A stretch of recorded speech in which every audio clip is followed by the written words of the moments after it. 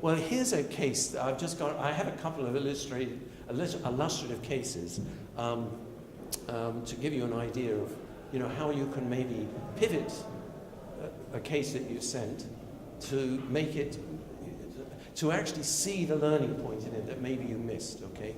So this was a case I'll just give you it briefly. This is a case of somebody who pitched up with acute renal illness and nephrotic syndrome, all that kind of stuff, and basically had all the full 9 yards investigation, including a renal biopsy. And then it turned out that they actually had leptospirosis, and they got treated for leptospirosis and everything got better, okay? So next slide up, okay?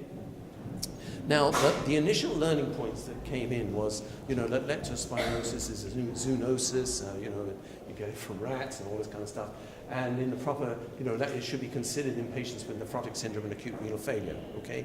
Now, I hate to tell you that this is not news, okay? All right? I don't know how many folks here see leptospirosis, but, it's not that uncommon, okay? In fact, it's quite common on a worldwide basis, okay? Now, what we did was we wrote back and suggested, I sort of looked through the literature a bit, and there are well-recognized situations where people have nephrotic syndrome where you don't need to do a renal biopsy, okay? Once you start sticking things into people, you could kill them, okay? And so there are reasons for not doing, and bleeding diathesis, small kidneys, you can read all the list, okay? But actually, as it turns out, that certainly on the things that I skip through, and basically the thing I usually go to is up to date, for which I do not have shares and have no conflict of interest, but actually I would recommend up to date, along with PubMed, but actually they don't mention leptospirosis. But when you think about it,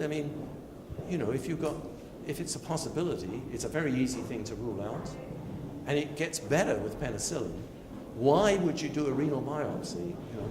So we sort of suggested this back to the authors, and so then they put this in. Now, personally, I just didn't have the heart to argue with them. But to me, this is the big learning point. Leptospirosis is a common zoonosis. In fact, it might be the commonest, okay?